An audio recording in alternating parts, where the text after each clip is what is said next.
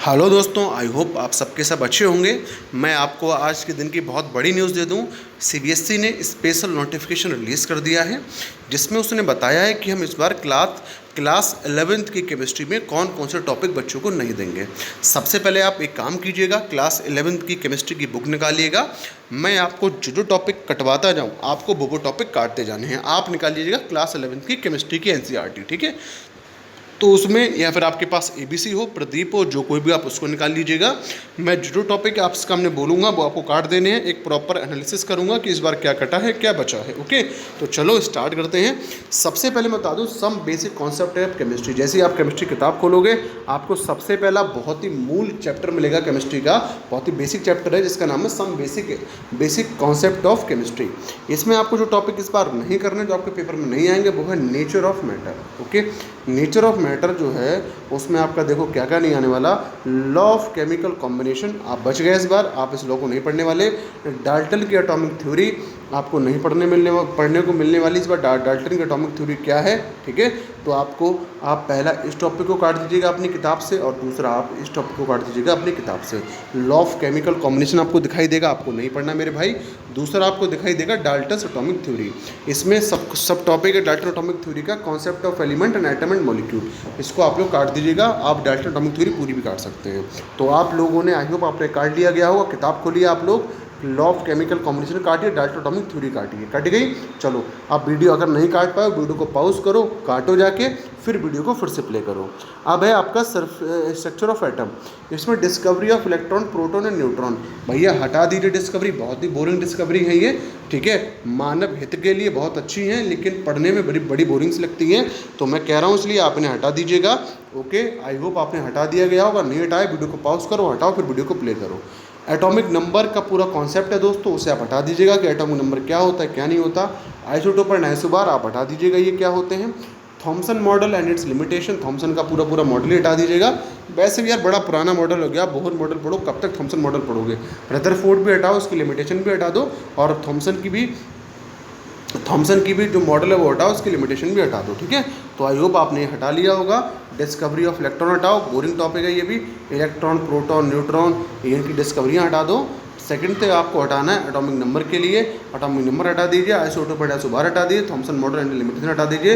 Rutherford model and its limitation भी आप लोग हटा दीजिए। Classification of element and periodicity in properties, इस चैप्टर के अंदर चैप्टर नंबर 3 को लेंगे आप लोग। इसमें दोस्तों आपका दिया गया है डेवलपमेंट कैसे हुआ पीरियोडिक टेबल का, ठीक है। सिग्निफिकेंस ऑफ क्लासिफिकेशन, बहुत ही ब्रीफ हिस्ट्री है भैया, यानी कौन कौन से मॉडल दे दिए हैं, सही है। सब हटाओ, कुछ मत पढ़ो, सीधे पढ़ो पीरियोडिक टेबल इस बार, ठीक है। तो जो पूरी ब्रीफ हिस्ट्री है, ठीक है, जिसमें आपको पढ़ाया जाता है, जिसमें आपको कई सारे मॉडल पढ़ाए जाते हैं। जैसे उसमें एक फेमस है मेंडलीव का मॉडल है, ठीक है। फिर दूसरा आप यहाँ पे पढ़ोगे ट्राइड है एक, ठीक है। तो आपको ट्राइड वाला भी पूरा मॉडल नहीं पढ़ना। फिर आपको जो है और दो एक मॉडल मिलेंगे, आपको वो भी नहीं पढ़ने, ठीक है। तो यहाँ पे आपको ट्राइड वाला नहीं पढ़ना, जिसमें आपके 3 टेबल दे रखे हैं, वो भी आप नहीं पढ़ोगे। और ऑक्टेव वाला जो ऑक्टेव वाली पीरियोडिक टेबल है, आपको वो भी नहीं पढ़नी। तो ना आपको ऑक्टेव वाली पढ़नी, ना आपको ट्राइड वाली पढ़नी, ना आपको मेंडलीव पढ़ने, ना आपको मयूर पढ़ने, ठीक है। तो आप सीधे चौथी पर आ जाइए। मतलब पूरा जो बेसिक हिस्ट्री है, जितना पीरियोडिक टेबल डेवलप की गई, उसमें जितनी पीरियोडिक टेबल आई, फिर उसके बाद जो भी सुधार किया गया या फिर जो भी इनकी लिमिटेशन थी, आपको इस बार कुछ नहीं पढ़ना। सीधे आप लोग शुरुआत करिएगा इस चैप्टर की पीरियोडिक टेबल से। Chemical bonding and molecular structure as it is है। आगे बढ़ते हैं, आगे मैं बढ़ूँगा आपके साथ में। States of matter, gases and liquid, इसमें आपको लिथोफिकेशन ऑफ गैसेस एक टॉपिक है छोटा सा, वो आप हटा दीजिए। क्रिटिकल टेम्परेचर आप हटा दीजिए। अब आपको नहीं पता अच्छा होना चाहिए क्रिटिकल टेम्परेचर किससे कहते हैं, हटाइए इसके लिए फटाफट। काइनेटिक एनर्जी हटाइए एंड मॉलिक्यूलर स्पीड, ये एक टॉपिक है, इसको हटाइए फटाफट। लिक्विड स्टेट, वेपर प्रेशर, ये हटा दीजिए। विस्कोसिटी या सरफेस टेंशन, बहुत ही प्यारा टॉपिक है। एनसीईआरटी मतलब जो सीबीएसई है हमेशा क्वेश्चन पूछता है इस पर, लेकिन कोई बात नहीं भैया, जैसी भगवान की इच्छा, हटाओ उसको भी। फिर आपका आता है chemical thermodynamics, heat capacity and specific heat capacity, तुरंत हटाओ तुरंत। फिर क्राइटेरिया फॉर इक्विलिब्रियम, ये भी आप हटा दीजिए। इक्विलिब्रियम में आप हटा दीजिए हाइड्रोलाइसिस ऑफ सॉल्ट, एंड दोस्तों हटा दीजिए आप हेंडरसन इक्वेशन, ठीक है। तो इक्विलिब्रियम आपने चैप्टर है 7वां। इस इक्विलिब्रियम चैप्टर में आपको क्या क्या काटना है, फिर सुन लीजिए। हाइड्रोलाइसिस ऑफ सॉल्ट और हेंडरसन इक्वेशन। ओके, अब आप खोल लीजिए चैप्टर 8 जिसका नाम है रेडॉक्स रिएक्शन। इसमें दोस्तों कुछ एप्लीकेशंस हैं आपके रेडॉक्स रिएक्शन के। आप एनसीईआरटी खोलिएगा, उसमें आपको दिखाई देगा एप्लीकेशन ऑफ रेडॉक्स रिएक्शन। काट दीजिए, आपको नहीं पढ़ने हैं। अब आप खोलिएगा नेक्स्ट चैप्टर, इसका नाम है हाइड्रोजन।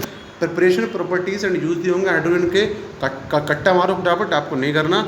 हाइड्रोजन पेरोक्साइड के दोस्तों आपको स्ट्रक्चर दिए होंगे और आपको प्रॉपर्टी प्रिपरेशन दिए होंगे, तुरंत काटो, आपको नहीं करनी है। ओके, हाइड्रोजन पेरोक्साइड का आपका प्रिपरेशन नहीं करना, रिएक्शन नहीं करनी, स्ट्रक्चर नहीं करना, उसका यूज भी नहीं करना। इसी तरीके से आपको हाइड्रोजन का भी, हाइड्रोजन पेरोक्साइड का आपको प्रिपरेशन नहीं करना, रिएक्शन नहीं करनी, स्ट्रक्चर नहीं करना, यूज नहीं करना। इसी तरीके से आपको हाइड्रोजन का भी प्रिपरेशन नहीं करना, प्रॉपर्टी नहीं करनी, यूज नहीं करना। ओके, चलो आगे चलते हैं। नेक्स्ट चैप्टर खोलेंगे आप लोग मेरे साथ में, एस ब्लॉक। इसमें आपको प्रिपरेशन या प्रॉपर्टी नहीं करनी दोस्तों, कुछ कंपाउंड की अगर मैं नाम लूँ उनका तो आप ध्यान से सुनिएगा उनके क्या क्या नाम है। Sodium carbonate, sodium chloride, sodium hydroxide, sodium hydrogen carbonate. ठीक है, तो ये वो सारे कंपाउंड्स हैं जिनकी आपको ना तो प्रिपरेशन पढ़नी ना प्रॉपर्टीज़ पढ़नी है इस बार। फिर आपका बायोलॉजिकल इंपॉर्टेंस क्या है, सोडियम की एंड पोटेशियम की, तो ये भी आपको काट देनी है, नहीं पढ़नी है।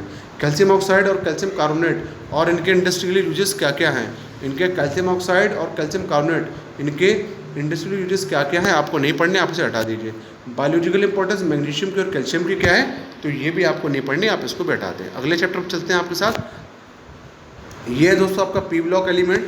तो पी ब्लॉक एलिमेंट देखिए दोस्तों, आपको क्या क्या नहीं करना, कुछ कंपाउंड बता रहा हूँ, इनको आप लोग हटा दीजिए, जैसे borax, boric acid, boron, hydrides और आपका एल्यूमिनियम। ठीक है, सॉरी, तो ये आपके जो borax, boric acid, boron, hydride है, इनके आपको दोस्तों जो कंपाउंड्स हैं आपको नहीं पढ़ने।